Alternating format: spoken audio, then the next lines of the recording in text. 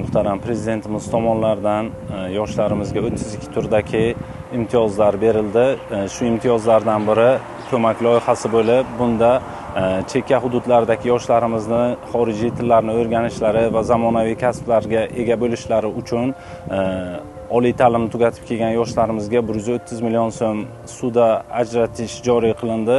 Bunday imtiyozlardan mahallamiz yoshlaridan biri ko'mak loyihasi orqali ajratilgan 130 million so'm suda pullarni olib, bo'sh turgan binoda yoshlarimizni xorijiy tillarni chuqur o'rganishlari uchun o'quv kurslarini tashkil qildi.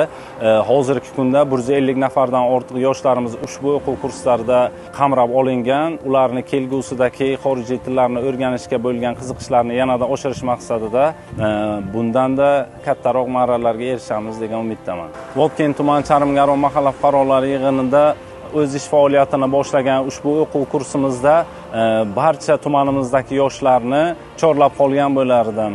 Bekor yurmasdan qimmatli vaqtlarini bilim olishga sarflasa yanada yaxshiroq bo'lardi.